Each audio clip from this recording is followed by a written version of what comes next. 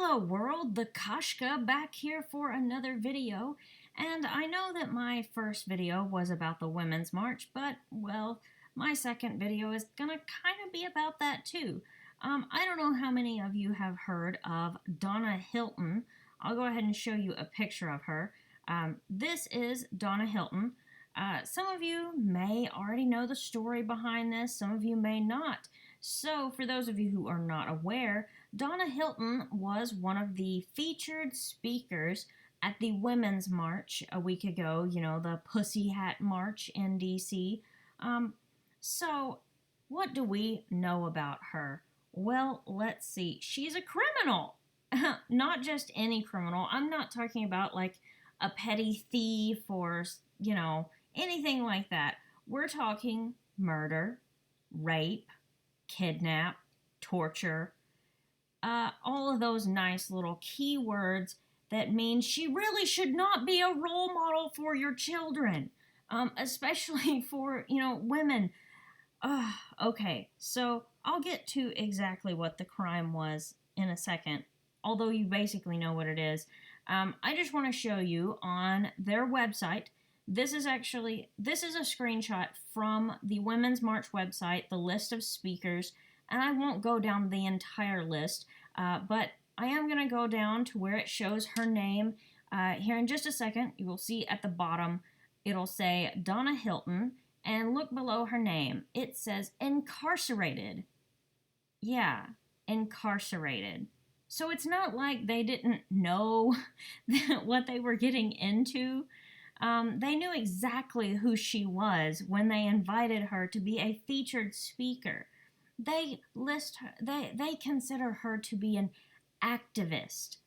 But is she so much of an activist that it's okay that back in, I believe it was in 1985, she, along with two other girls, two of her friends, kidnapped a 62-year-old real estate broker. Now, I'm not going to sit here and act like this real estate broker was a great guy.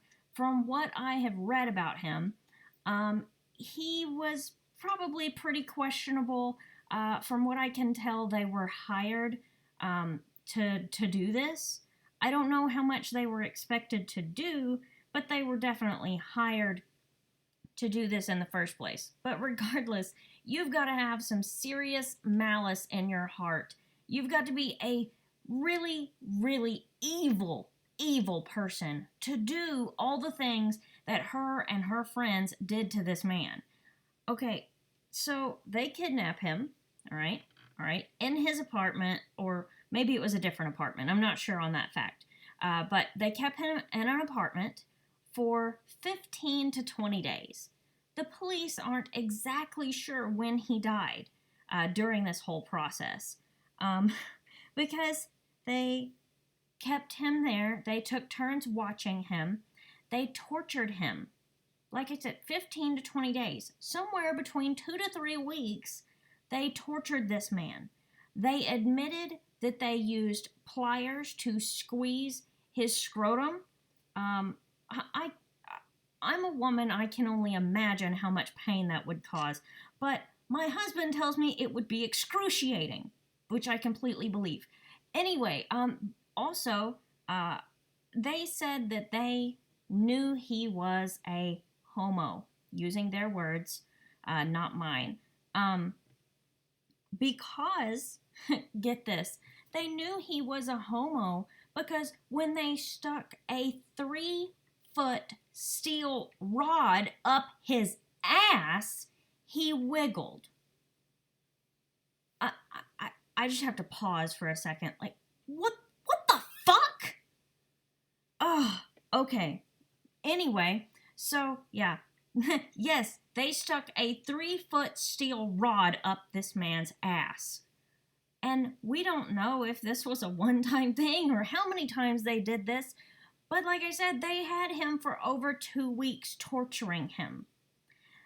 In the end, well, I guess you call it the end, they finally put the man out of his misery and killed him. Not by simply shooting him and ending it quickly. he died of asphyxiation, strangling. I don't know if that was strangling by their hands or if they tied something around his neck. That I'm not sure of. Like I said, this case happened before I was born. So all I know is what I can read about it right now. So if any facts are a little iffy, go read on it for yourself, because this is a very interesting case to take a look at. But this is the type of person that they invite to speak at their Women's March. This is one of the people that they have represent them as an activist. So much so, and get this, she is so glorified in their world that they've decided to make a movie about her life. Oh my God. Are you fucking kidding me right now? Rosario Dawson has signed on to play her in a biography about her life. Because apparently, I don't know, they just think that she is just a fucking godsend or something. I don't know, but it is absolutely ridiculous. Now, let me give you a little bit of backstory, what I have read about her childhood. And I just want to say this. There's nothing, we don't have anything to substantiate her claims about her childhood. They may or may not be true. This may or may not have happened. We don't know. Now we do know that she was born in Jamaica, that much we know. But she says that her mother abused her, and she says that her mother sold her to a couple in New York. I don't really know if that was sold or adopted.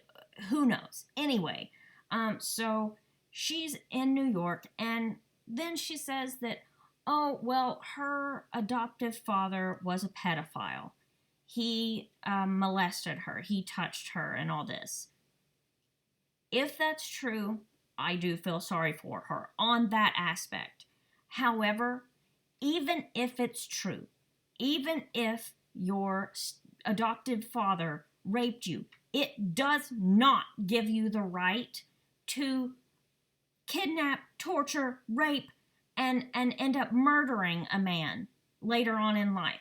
That doesn't give you that right. That doesn't make it okay. In no way, shape, or form does that make you an activist.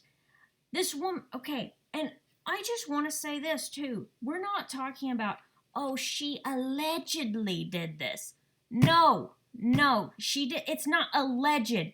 She went to jail. She served 27 years in jail for the crimes that she committed.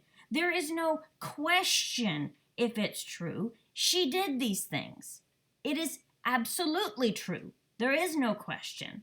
She is an awful human being, and the fact that they glorify her just makes me so fucking angry. All I can see is red. I just can't understand how you could think that this is a wonderful human being here. There are women out there who you could actually hold up as, people that you would actually want your children to grow up to be like. This is not one of them.